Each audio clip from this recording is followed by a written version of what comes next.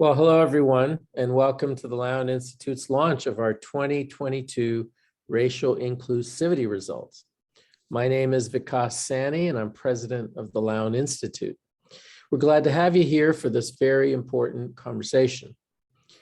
We at the Lown Institute believe that a radically better healthcare system is possible, but we can't navigate there without the right data to guide us.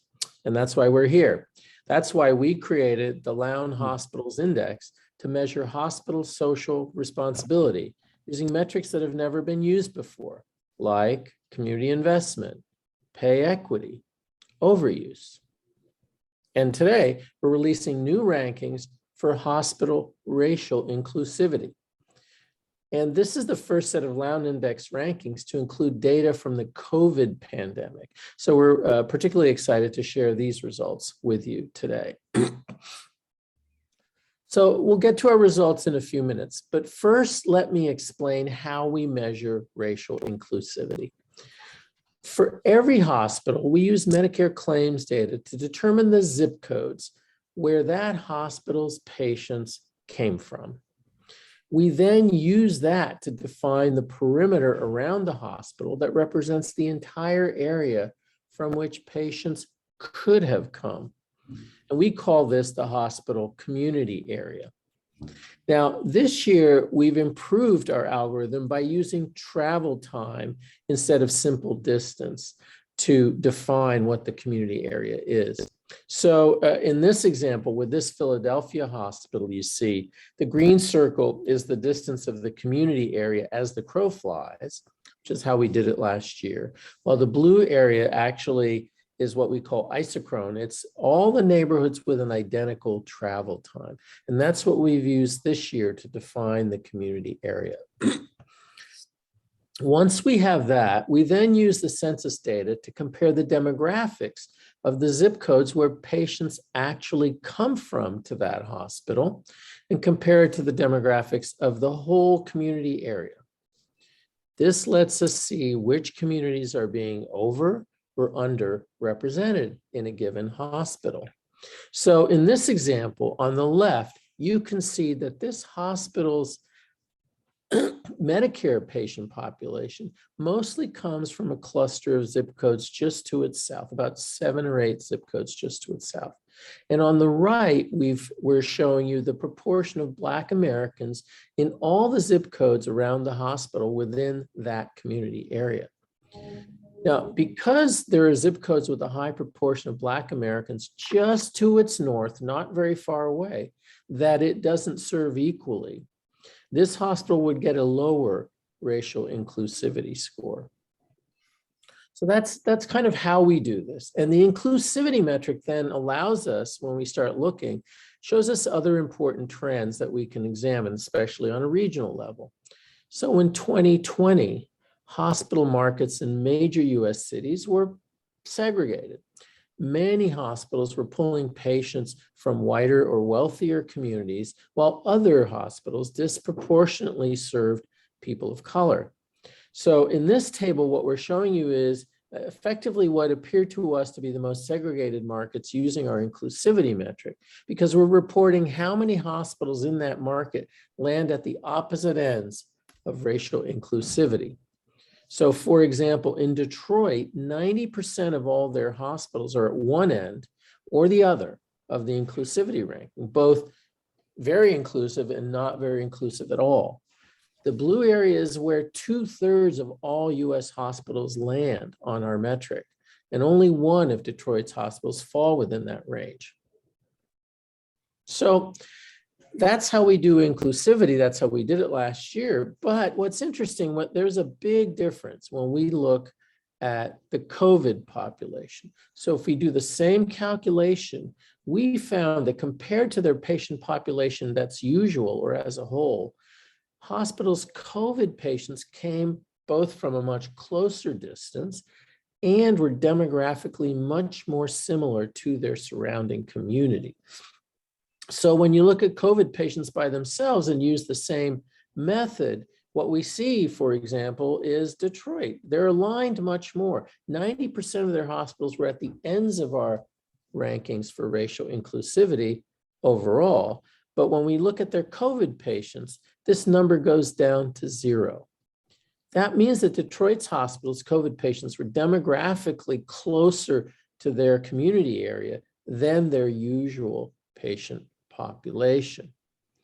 So this result leaves us with an, I think, interesting and important question. If hospitals are able, in the midst of a national emergency, to care for patients with the greatest need, can they do the same all the time? What would that take? So to discuss all this and more, let's bring in our guest panel. Brenda Battle is the Vice President of Care Delivery Innovations at the University of Chicago and is the Chief Diversity, Inclusion, and Equity Officer there. Battle leads U Chicago Medicine's Urban Health Initiative, which is focused on eliminating health disparities and improving access to quality care for people living on the South Side of Chicago. Tony Eiton is Senior Vice President of the Building Healthy Communities program at the California Endowment. In this role, he leads an effort to empower residents in 14 cities across the state of California to fight for changes that will help them lead healthier lives. Prior to his appointment to the endowment, Dr. Eiton served as the Director and County Health Officer for the Alameda County Public Health Department. And Dr. Richard Allen Williams is the founder and president of the Minority Health Institute and a clinical professor of medicine at UCLA School of Medicine. He's a past president of the National Medical Association and is the founder of the Association of Black Cardiologists. Dr. Williams is cum laude graduate of Harvard and the author of 8 books on the topic of medicine and health equity. So welcome to you all.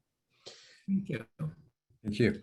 So just firstly, to the extent you were able to review what I just presented, what do you make of all these results? Do the patterns we're seeing, do they ring true? Brenda, why don't we start with you? And then we'll go around. Sure. Well, thank you very much for this opportunity to speak on this panel. Excited to have this conversation. So I think that the patterns do run true. Absolutely. I think what happened with COVID is so many hospitals in communities really came together around addressing COVID and saw and demonstrated that we have the ability to take care of all of the patients or patients who need our care within our communities. I think that what your study has shown, and I wouldn't have expected Chicago to show up on that list in most of the urban areas, because you know Chicago and the demographics of Chicago.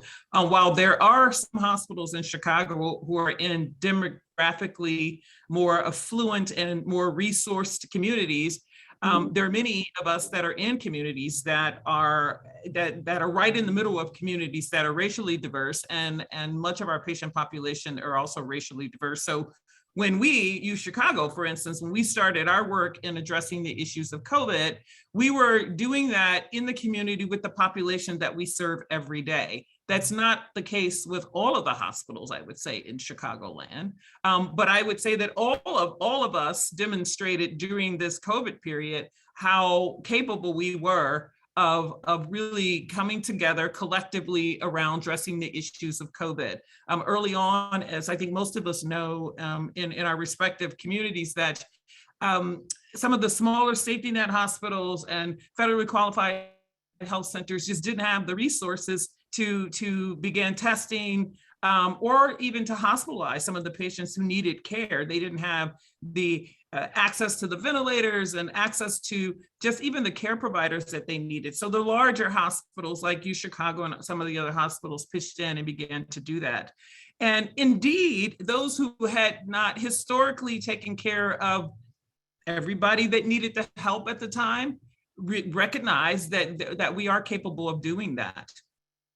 I would say, so the answer to that is yes. I love the data that you see. I love the demonstration of that data. And the only caveat I would add to some of that is we have to also be mindful of the safety net. As we move forward after we've become enlightened to the reality that we can take care of patients in our community, and we should be taking care of patients in our community. That's our obligation to do it. We want to also ensure that the safety net's secure, that hospitals in our communities that take care of patients that are more proficient in providing primary and secondary level patient care, and those that are more proficient at providing complex care should be taking care of the patients in their community based upon what their capabilities are. And we don't want to strip the safety net. For the South Side of Chicago, we're the only academic medical center.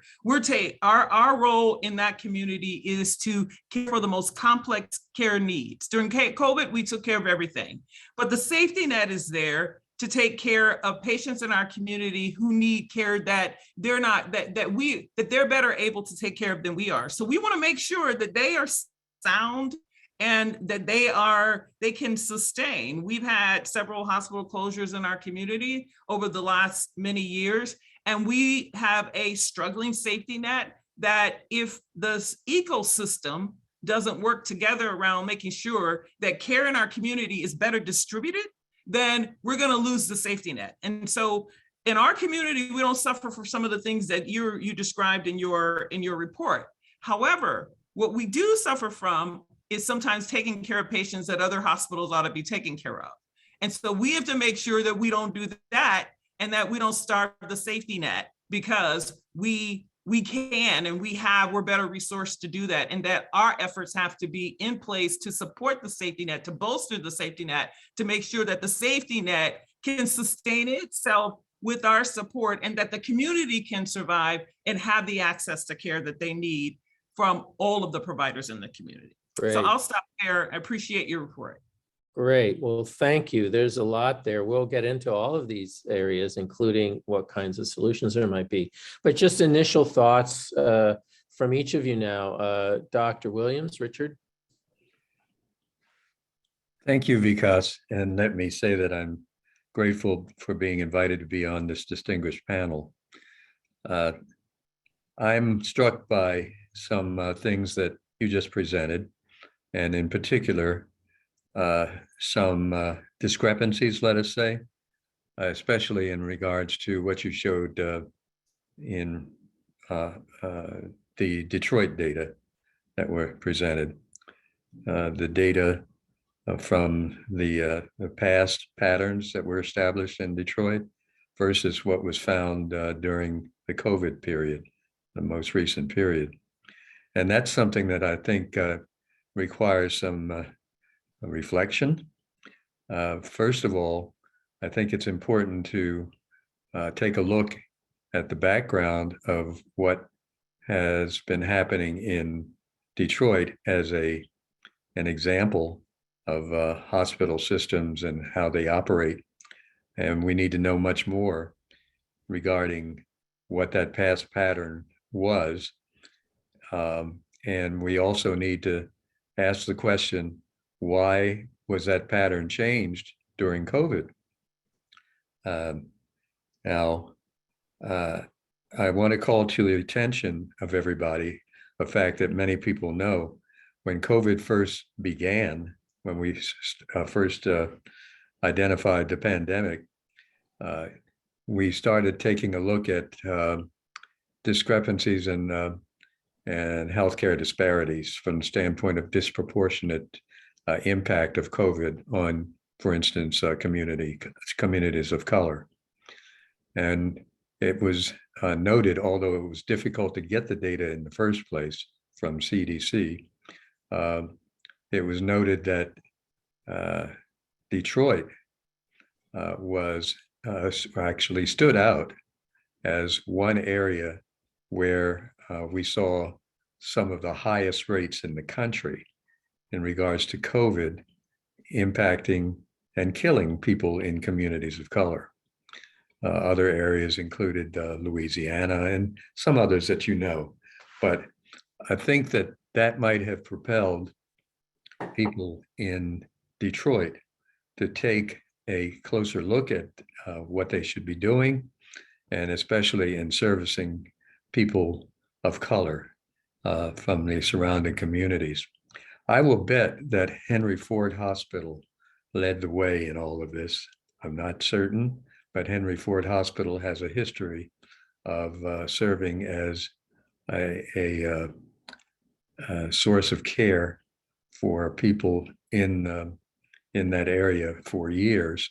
I might be surprised, but I would think that they might have led the way. In any event, I just wanted to shed a little bit of possible light on why we see those differences between then and now. Further, I wanted to mention something in regards to how these patterns were how they were determined.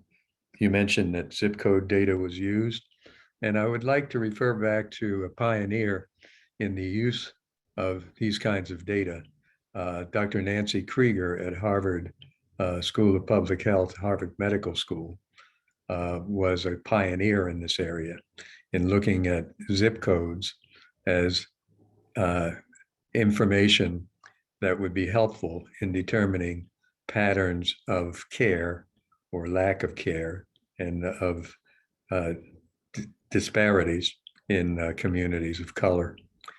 And so I want to give her credit for her pioneering work in that area, which has led to where we are now in being able to use such data to our advantage.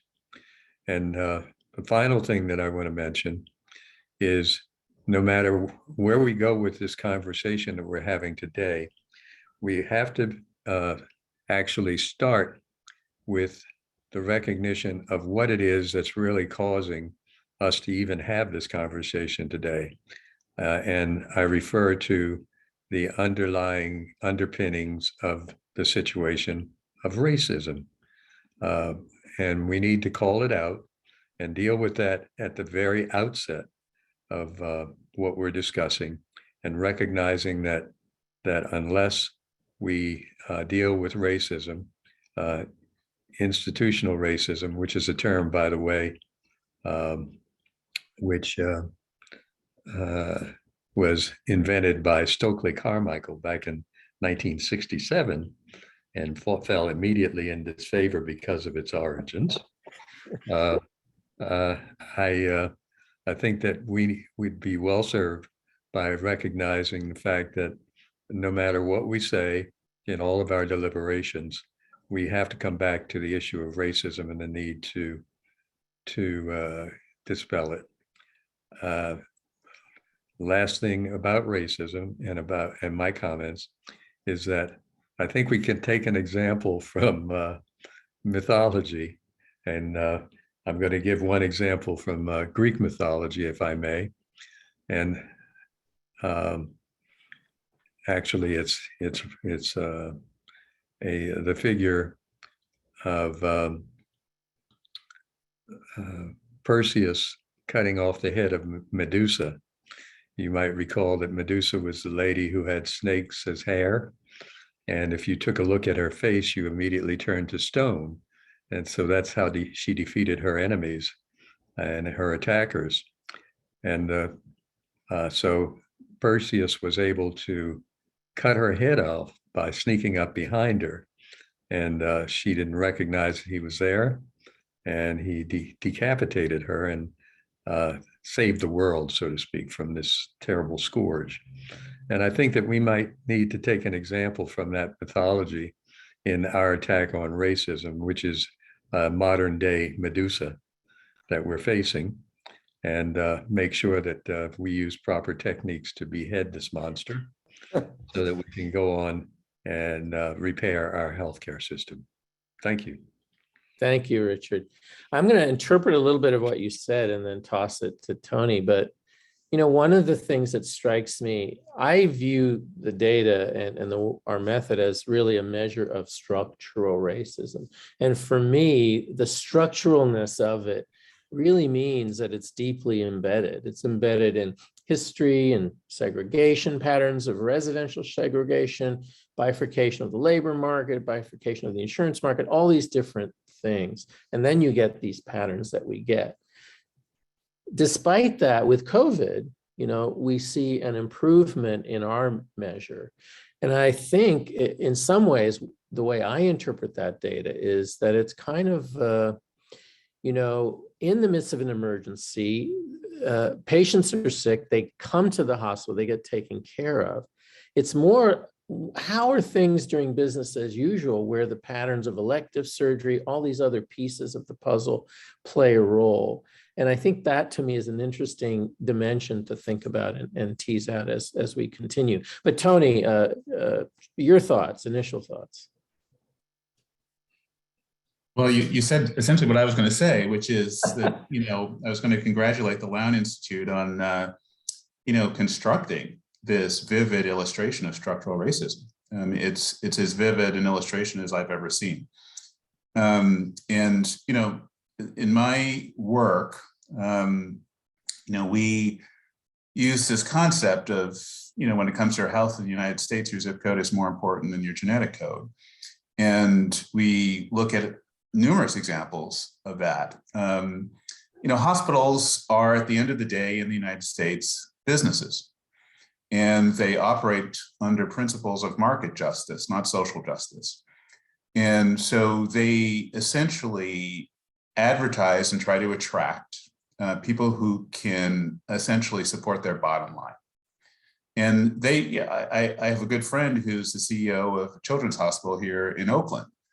And, he says to me that his CFO on a regular basis tells him that he can't afford to continue offering this broad and robust set of services to Medicaid patients, called Medi-Cal in California, because it's destroying the hospital's bottom line. And the CEO is a pediatrician. He says, my life's work is taking care of these patients. And the CFO says, well, your life's work is incompatible with the bottom line of this hospital. And so that's the reality. That's the system that we've constructed. We've constructed essentially a market justice oriented healthcare system that doesn't respond to the needs of people. It responds to the privilege of people and their ability to pay. Now, I think what you see, I went to medical school at Johns Hopkins in the 1980s, and I was struck by the fact that the hospital itself was segregated. It was segregated into the private and public wards. The public side was literally all Black and the private side was literally all white. And as a medical student, I didn't know what I was seeing, but that was, evidence of structural racism within the very halls of the institution. So, what happens during COVID, I think, is a combination of things, but still sort of a reflection of this sort of market justice orientation. And that is that there was reimbursability for COVID patients at a relatively good rate. And so hospitals didn't have an incentive per se to cherry pick their patients or to market various profitable business lines in the midst of that emergency. And in fact, had to cancel a lot of elective procedures, as you know. And some of their more profitable business lines were essentially fallowed for 2 years during the pandemic.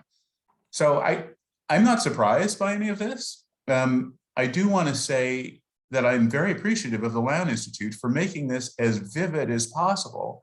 You cannot argue that structural racism doesn't exist. This is as clear an example of it as I've ever seen. Thanks, Tony.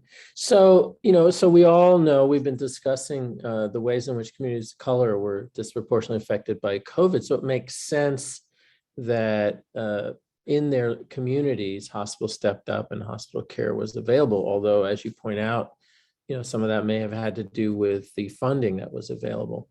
But given the long-standing racial disparities for many other health conditions, the things that many of us have been calling the slow pandemic, the trend isn't as visible as COVID, but it's just as impactful in terms of long-term health.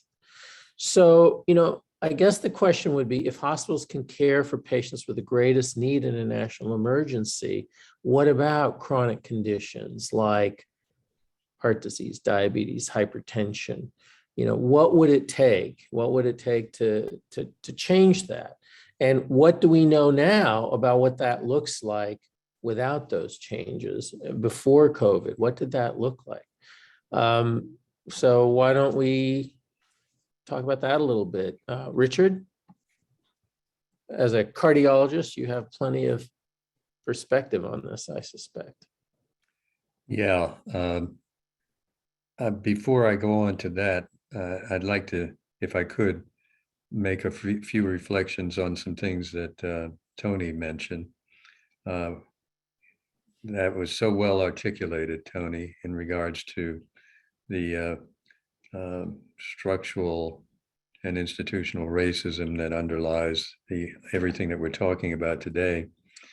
And I think that it's important to keep in mind that COVID, at least in my opinion, really has served us a good purpose by unmasking what was there beneath the surface, right under our noses, and going on day to day, and put it right into our faces and made us realize that this monster of racism existed and that we must defeat it. I think one of the things that we need to look at to turn the page further is what's going to happen when COVID eventually resolves, or at least goes down to a manageable entity, and whether we're going to return to business as normal or as usual. In order to prevent that, I think we need to start talking about some strategies to keep us from going back there. And that to me is something that's essential. Getting back to the question at hand about conditions such as heart disease, which affects all of us. It's the number one cause of mortality in our society.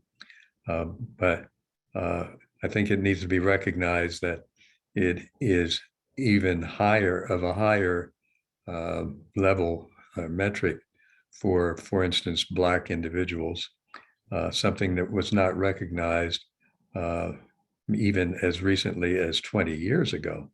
I'm a cardiologist and a founder of the Association of Black Cardiologists. One of the reasons that we came into being was because of the fact that we suspected, some of us in the Black cardiology community suspected that Black people were getting short shrift in regards to treatment for conditions that we knew were there, but were not being widely recognized and certainly not being treated. Now, that gets to the heart of what we're talking about today. Why weren't those conditions being treated? Why weren't these patients being accepted into treatment? And that gets to the heart of the question of the way that hospitals are functioning, have been functioning for years back in history. And once one takes a closer look at it, it is recognized that this type of discrimination has always been there. And if anything, it has gotten worse. I want to call attention to something from a historical standpoint, which weighs in on this situation. We can go back to actually slavery as being the basis of the origins for the healthcare disparities that we suffer today. And there are several elements that have played a role as we came forward to the present time, including some things that occurred during Reconstruction, which led to the denial of healthcare services to people of color, to Blacks in particular. And some of the attempts that were made to solve those things, such as the Hospital Survey and Reconstruction Act back in the 1950s or so, which was intended to overcome discrimination and segregation in hospital care, didn't quite get there because there were political deviations, let us say, that occurred that got around that, and people were still discriminated against. And so it continues to today. Back in the 1890s, there was a statistician and demographer named Hoffman who surveyed the Black population of the United States in regards to health care. And bear in mind that this gentleman himself was really a racist who wrote quite a racist book on this. But his job as a statistician for Prudential Insurance Company, which insured slaves and so forth, wanted to determine whether or not Black people were undertreated, and as such were at risk of severe morbidity and mortality. And what he did was determine something that he said was shocking, that based on medical conditions of Blacks at that time, that the Black population would not survive into the 20th century, and certainly not into the 21st century, that we would be extinct because of the nefarious healthcare practices. And I think that resonates with what we're talking about today. By the way, he used that information to indicate to the minions of slavery, et cetera, that Black people obviously would not be able to survive in a free society. And so therefore slavery was justified for the protection of Blacks. So that was something that rebounded against us from the standpoint of his statistical information. Richard, I'm going to interrupt. I'm sorry. Yes, that's fine. Let's keep going. I want to give Tony and Brenda a chance to respond next. But first, why don't we just take a look at this year's winning hospitals? So I'm just going to do a simple countdown, and this will let everybody know what the results are this year. So at number 10, Grady Memorial Hospital in Atlanta, Georgia. Number 9, Methodist Dallas Medical Center in Dallas, Texas. Number 8, Truman Medical Center. It's in Kansas City, Missouri. Number 7, Harlem Hospital in New York City. Wow. Number 6, the University of Chicago Medical Center in Chicago. Number 5, the John H. Stroger, also known as Cook County Hospital, also in Chicago. Number 4, Boston Medical Center in Boston, Massachusetts. Number 3, Metropolitan Medical Center in New York City.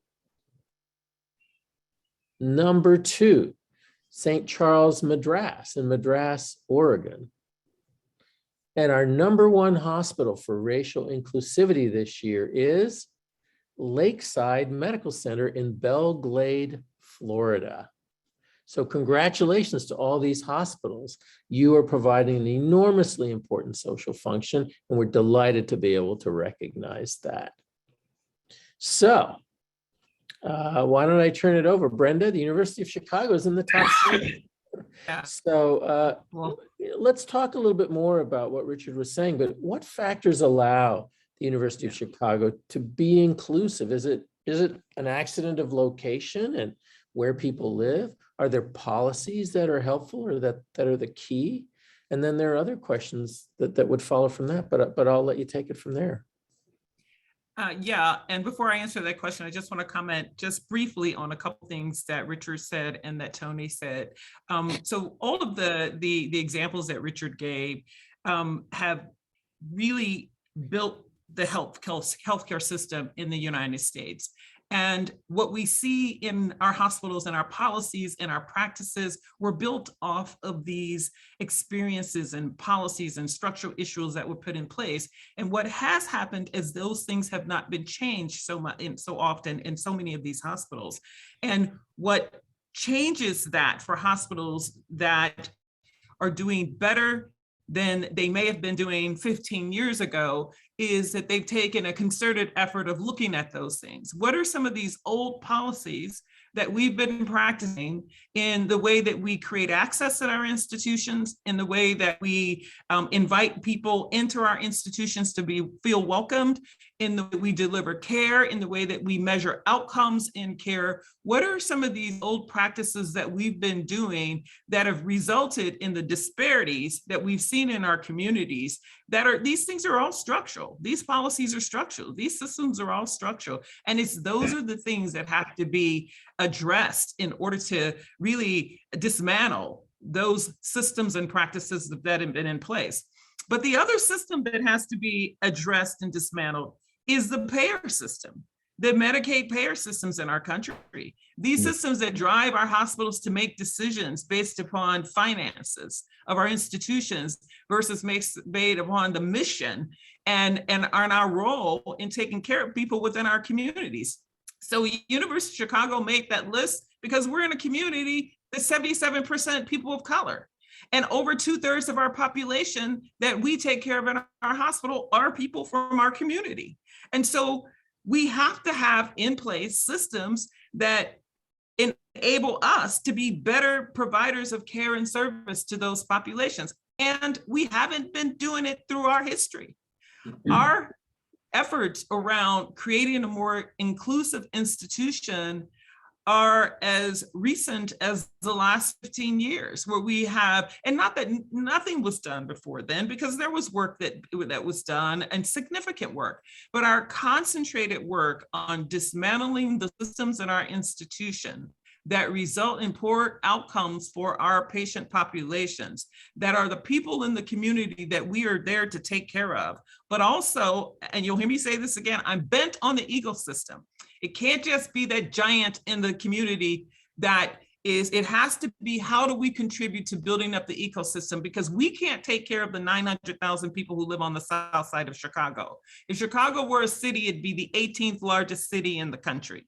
If the south side were a city, it would be the 18th largest city. It is a big community. And so in order for our community to be taken care of at the same level of care and quality that we can, because we're resourced, we have to build the ecosystem around us so that our safety net partners can also deliver the same quality of care, and that people in our community will want to come to those hospitals to get their care and not leave the South Side for care. Right now, 56% of the folks leave the South Side of Chicago for care if they can't get at the University of Chicago. Yep. And, safety net hospitals have, some of the lowest margins in the business, right? And so we see they're squeezed at both ends, and, creating a level playing field in terms of revenues and resources, and maybe reforming the financial and payment system, seems critical, as you've pointed out. Tony, does that make sense to you? What else? Yeah, well, it makes a lot of sense. And I said it earlier, a system that's based on market justice is going to perform this way. And, at the end of the day, it's the incentives of the system that are skewed. They're skewed towards sort of an economic kind of competition, as opposed to trying to attend to improve the health of the community in which they're located. There are a couple of examples, I think, and I actually am curious how they may have fared in your assessment. But several years ago, I was working with the Kaiser Permanente Research Institute, and they did an analysis of Kaiser Permanente's performance on medical care or healthcare disparities within Kaiser, and they were able to show that they had eliminated healthcare disparities within the Kaiser system, pretty much by being rigorous about attending to essentially medical protocols, irrespective of race. And it was so shocking to people when they published this report that it became front page news. And several of us, were interviewed by reporters asking, how could this be? And I think there's part of the problem is that there's a sort of a conflation of these two concepts. There are health disparities and there are healthcare disparities. And health disparities are speaking to what Dr. Williams was talking about and Dr. Battle, this idea that, you know, in our society, opportunity structures essentially conspire to make life harder for people who are despised. And as a consequence of that, those populations experience an enormous amount of what we call allostatic load or chronic stress. And that manifests itself in heart disease and diabetes and early cancers and weathering on the body. And that's the substrate that the hospital then has to deal with. The hospital is then trying to essentially remediate what society has caused through essentially racism. And so I think it's only fair to hold hospitals to the healthcare part of disparities and not necessarily to the whole spectrum, which is health. Now, there's one exception, and that is exactly what Brenda was talking about, which is the responsibility for caring for the community in which you reside. And I think that this data is, again, just a remarkably vivid illustration of how hospitals do not do that. And when you see this over and over again, you're looking now at a pattern. You're not looking at a bunch of bad actors. You're looking at a normal reaction to a set of incentives. So the problem is the incentives. It's not bad people running hospitals. They're doing exactly what anybody would do under those constraints. So I just want to broaden this out a little bit and think about policy and how we reimburse these institutions. And when we see them all behaving in a certain way, it's on us to recognize that this is now a pattern that is driven by a set of incentives, not the actions of bad people.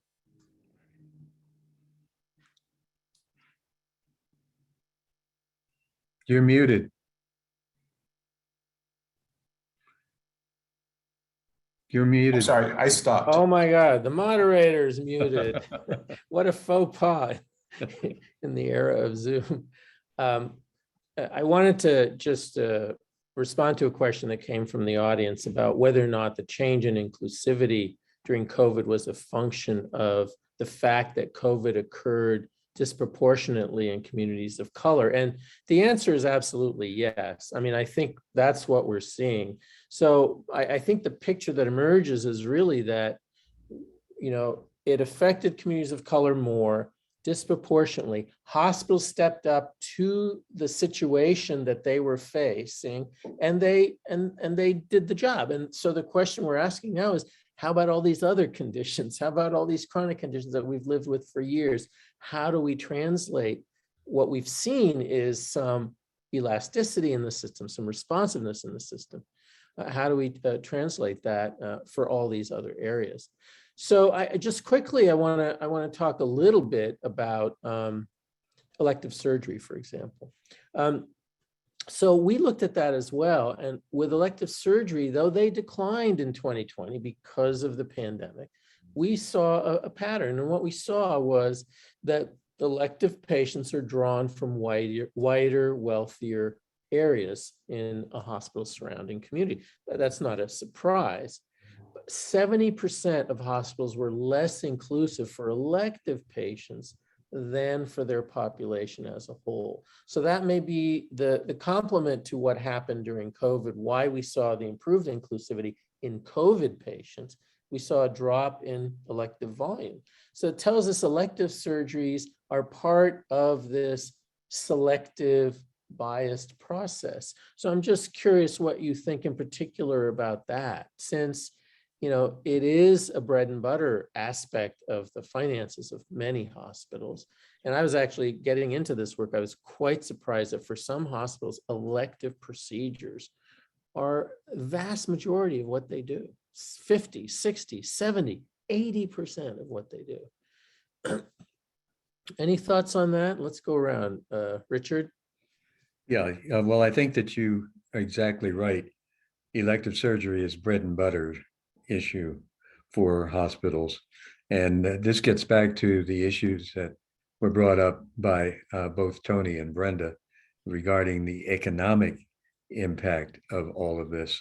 One of the things that's missing in this fantastic panel discussion is the presence of someone from the hospital industry, if we may call it that, to ask them what they think about the reasons for this kind of data that's been put forth, and whether economics does play a part in all of it.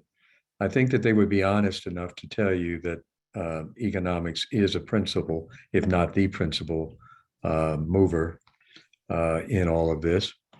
And I just wanted to reflect beyond the question about surgery in particular, about something that Tony brought up regarding the hospital in Oakland, I believe it was.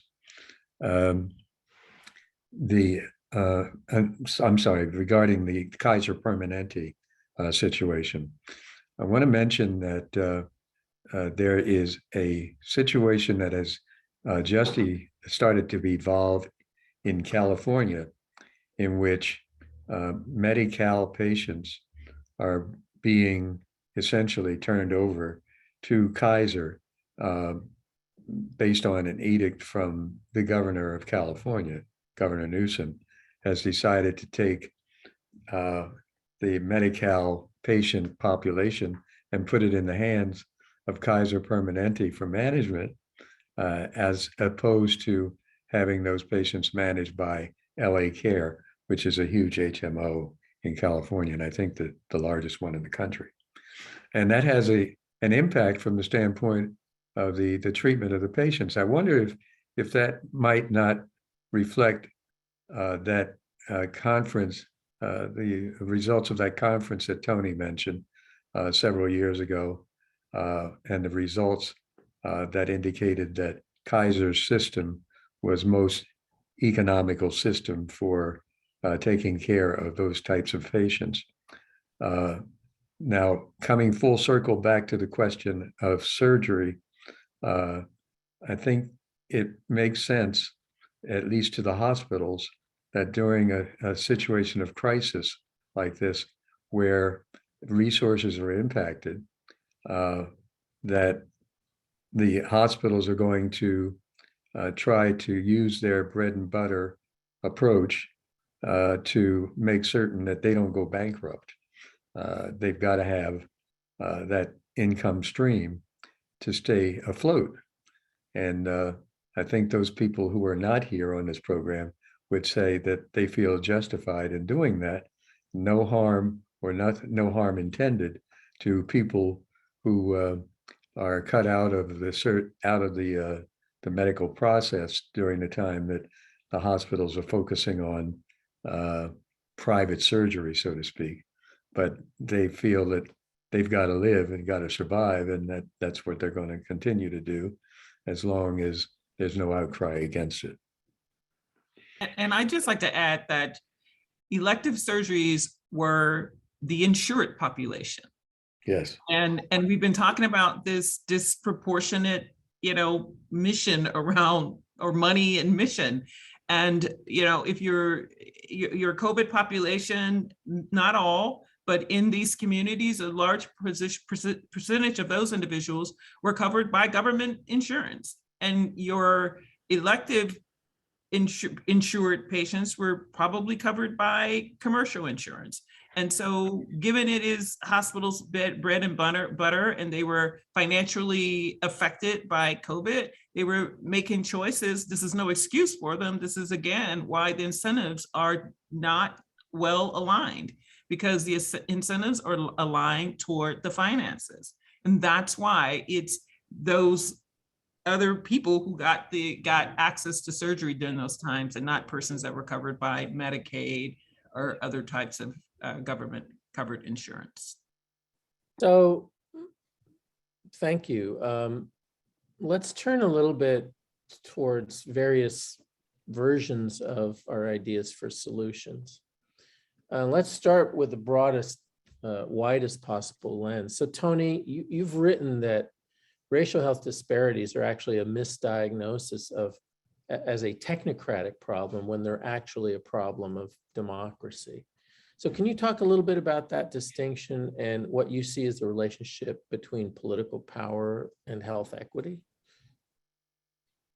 Yeah, I mean, I think probably the easiest way to sort of answer that simply is to, the example I gave with Kaiser Permanente, which, I don't mean to imply Kaiser is a perfect system or anything like that. But they have a different set of incentives. Their incentives are really oriented around trying to keep people healthy because they're a vertically integrated organization that has both an insurance side and a provider side.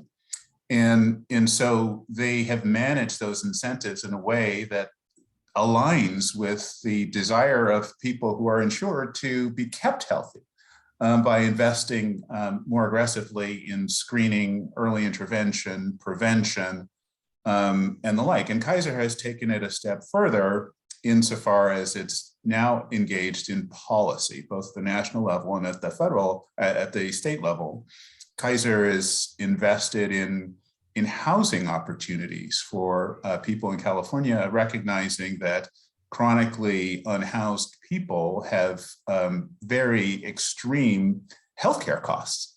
And so, Kaiser is trying to be part of the solution. Kaiser has been also invested in enhancing the quality of the food system and trying to bring, farm fresh food into their clinics for their patients at an affordable price. So, and it's not because Kaiser is all, a bunch of, saintly people. They just have a different set of incentives around, what their business is. And so at the end of the day, you see that those incentives aligning with the health incentives of their patient population. On the technocratic democratic front, I think the problem in our country, and I could give the long answer to this, but I won't. There's some very good data that shows, this is Elizabeth Bradley and Lauren Taylor in the book, The American Healthcare Paradox.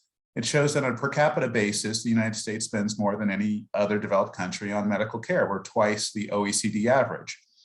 But if you add per capita spending on social benefits and social services, we're not the big spenders. We're actually comfortably in the middle of the pack when you combine medical spending and social spending.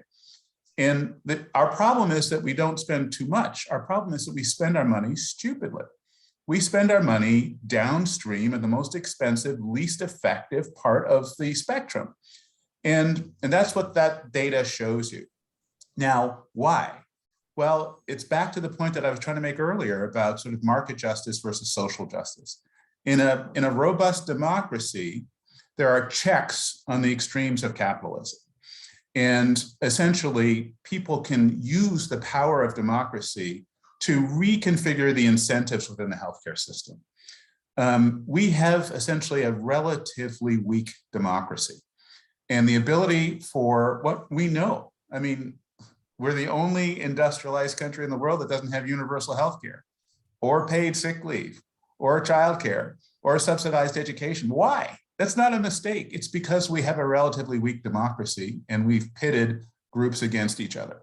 So if we really want to solve this problem, and I'm not so sure that we do, but if we really want to solve this problem, we have to invest in optimizing democratic processes so that we can hold accountable institutions like healthcare organizations, who are not the only ones that need to be held accountable, but like healthcare organizations to essentially start rowing in the direction of health rather than just in the direction of profit.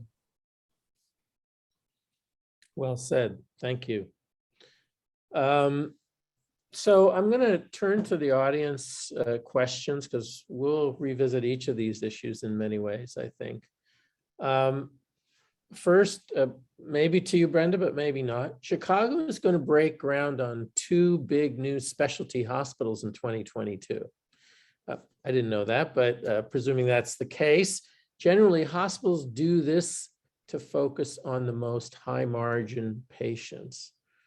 Is that what we expect in Chicago? And what do you think the consequences will be?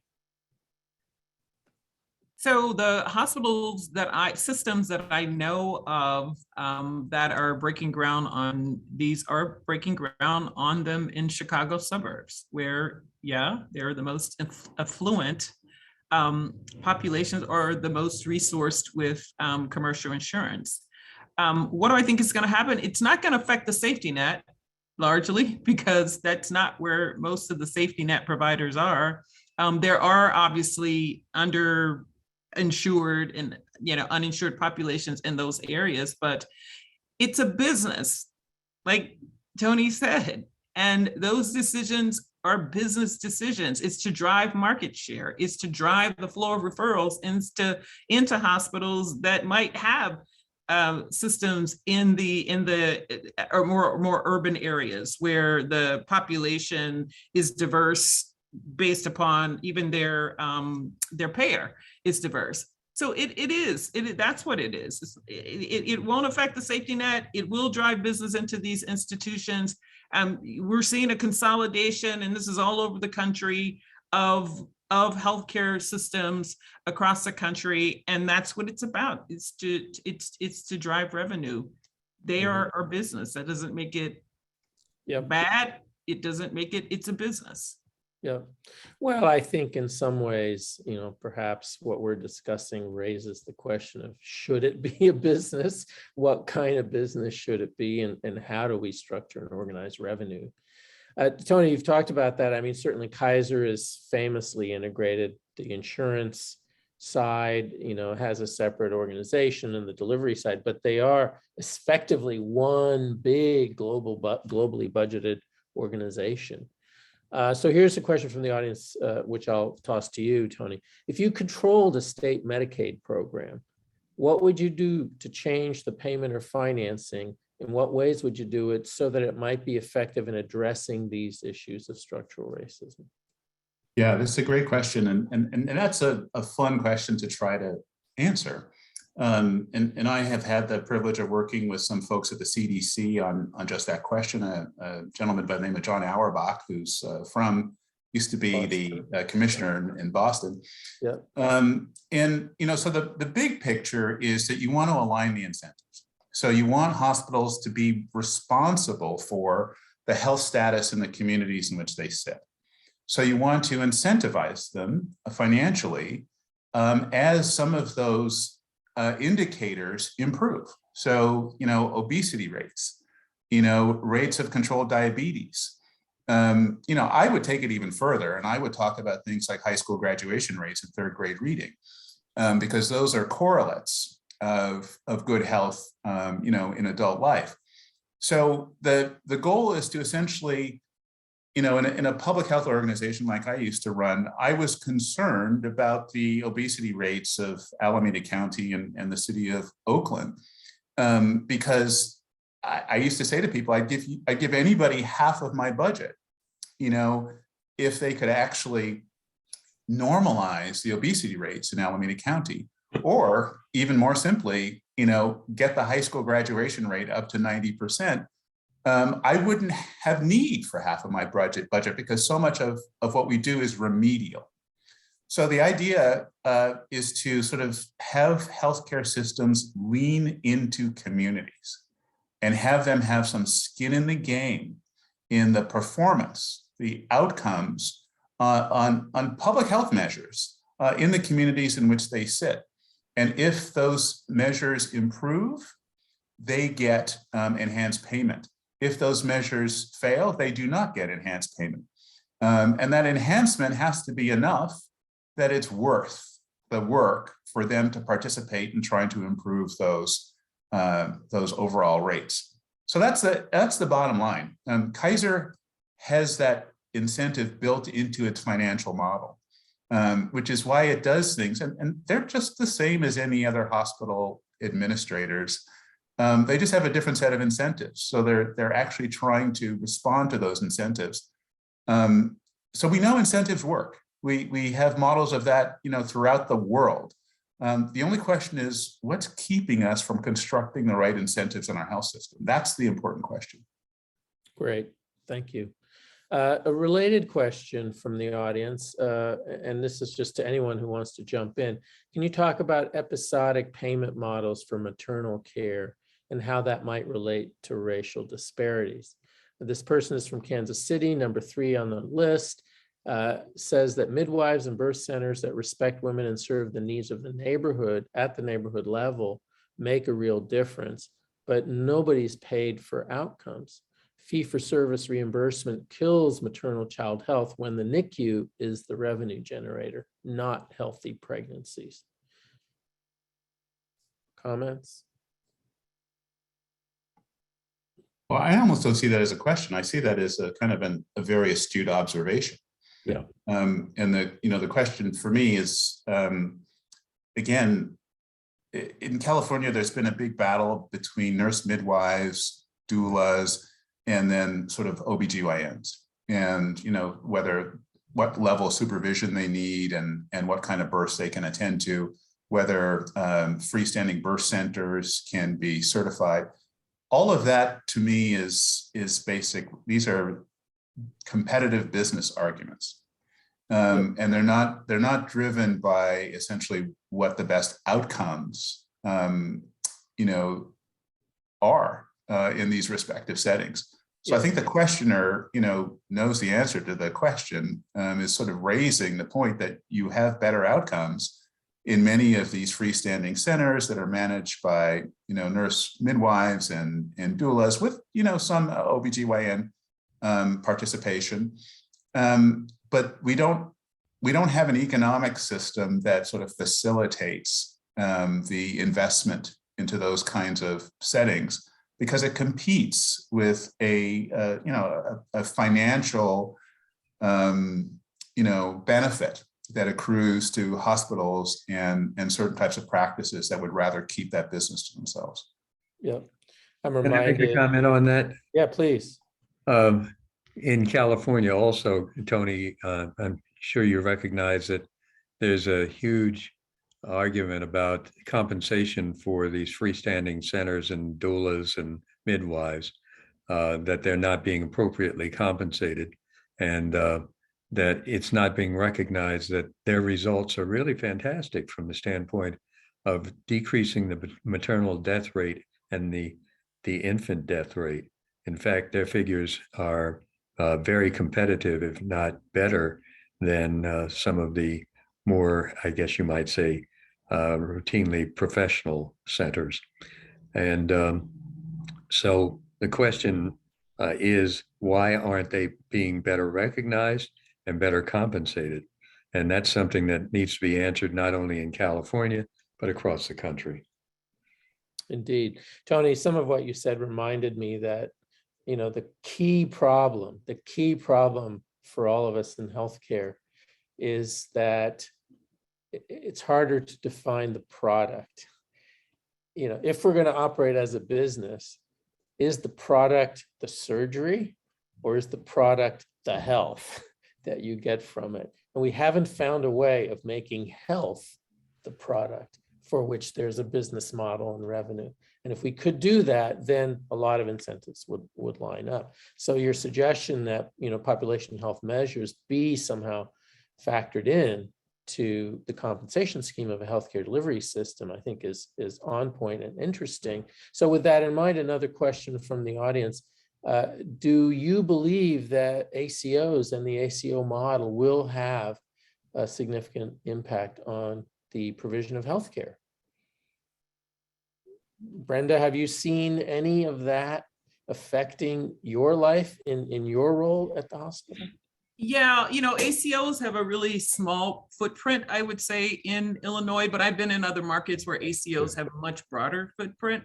And I think to Tony's comment about what Kaiser's doing, Kaiser has the benefit of being a provider and a payer at the same time and have much more control over just the system of care that they create around them. But what ACOs attempt to do is a little bit of that, building the care coordination into the models, more care out to the individual in the community where they live, go to church, exercise, work, and all of that, really focusing on healthcare from a more holistic perspective. And they have shown good results in impacting health outcomes on some of these chronic conditions that we see. So yeah, I think that they have a good opportunity to produce good outcomes. They are reimbursed models of care. There are alternative payment methods of mechanisms of reimbursement around ACO systems. And so, yeah, I think that they are. I think they function well I just think they don't have the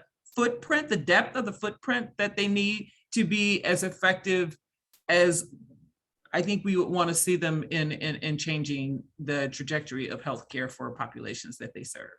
Yeah. And do we think that the ACO model is part of the solution to reduce racial and economic disparities? Is there something about that model that is good for that, or is it just another model with the same issues we have to tackle? That model is focused on the social determinants of health. So, more around the upstream issues that need to be, that will affect, these outcomes. So, and if you're really, really focusing and addressing the social determinants of health, then those determinants are structural issues that have impact on the health outcomes of individuals. So I don't think that they necessarily frame that work in that way, but yes, they do help address the issues of racial and structural racism in the practice of addressing the social determinants of health. Yeah, and if I could add to that, I totally agree. I think ACOs are a good start.